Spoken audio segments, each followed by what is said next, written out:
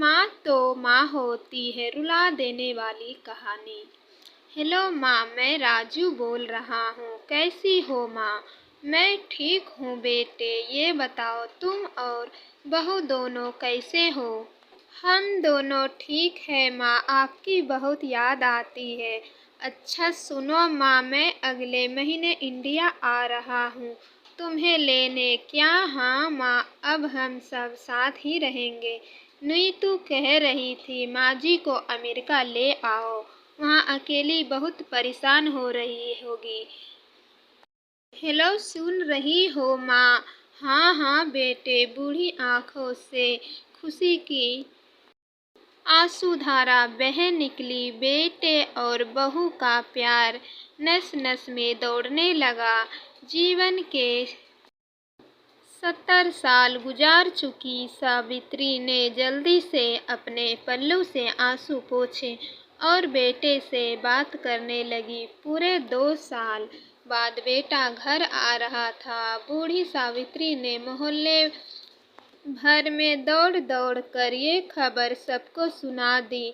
सभी खुश थे कि चलो बुढ़ापा चैन से बेटे और बहू के साथ गुजर जाएगा। राजू अकेला आया था। उसने कहा कि माँ, हमें जल्दी ही वापस जाना है, इसीलिए जो भी रुपये पैसे किसी से लेना है वो लेकर रख लो और तब तक मैं किसी प्रॉपर्टी डीलर से मकान की बात करता हूँ। मकान? माँ ने पूछा। हाँ माँ, अब ये मकान बेचना पड़ेगा, वरना कौन इसकी देखभाल करेगा? हम सब तो अब अमेरिका में ही रहेंगे। बूढ़ी आंखों ने मकान के कोने कोने को ऐसे निहारा जैसे कि अवैध बच्चों को सहला रही हो।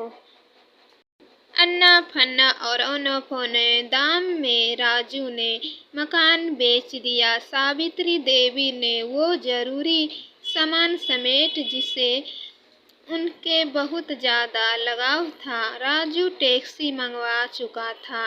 एयरपोर्ट पहुंचकर राजू ने कहा, माँ तुम यहीं बैठो, मैं अंदर जाकर सामान की जांच और वीजा का काम निपटा लेता हूँ। ठीक है बेटे।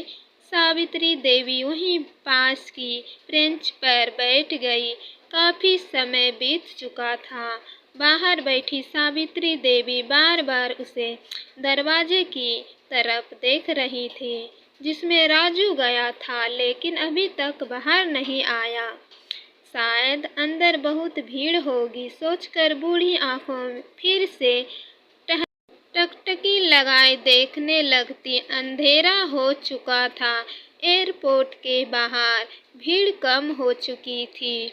माँ जी, किससे मिलना है? एक कर्मचारी ने वृद्धा से पूछा। मेरा बेटा अंदर गया था टिकट लेने, वो मुझे अमेरिका लेके जा रहा है। सावित्री देवी ने घबरा कर कहा, लेकिन अंदर तो कोई पैसेंजर ही नहीं है। अमेरिका जाने वाली फ्लाइट तो दोपहर में ही चली गई। क्या नाम था आपके बेटे का?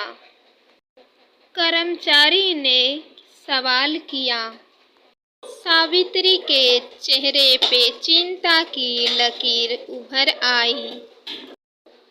कर्मचारी अंदर गया और कुछ देर बाद बाहर आकर बोला, माँ जी, आपका बेटा राजू तो अमेरिका जाने वाली फ्लाइट से कब का जा चुका।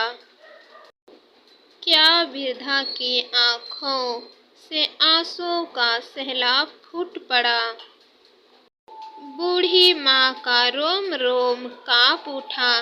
किसी तरह वापस घर पहुंची, जो अब की बिक चुका था। रात में घर के बाहर चबूतरे पर ही सो गई। सुबह हुई तो दयालु मकान मालिक ने एक कमरा रहने को दे दिया।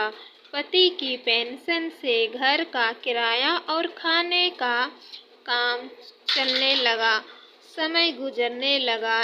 एक दिन मकान मालिक ने वृद्धा से पूछा, माँ जी, क्यों नहीं आप अपने किसी रिश्तेदार के यहाँ चली जाएं? अब आपकी उम्र भी बहुत हो गई, अकेली कब तक रह पाओगी? हाँ, चली तो जाऊं, लेकिन कल को मेरा बेटा आया तो यहाँ फिर कौन उसका ख्याल रखेगा?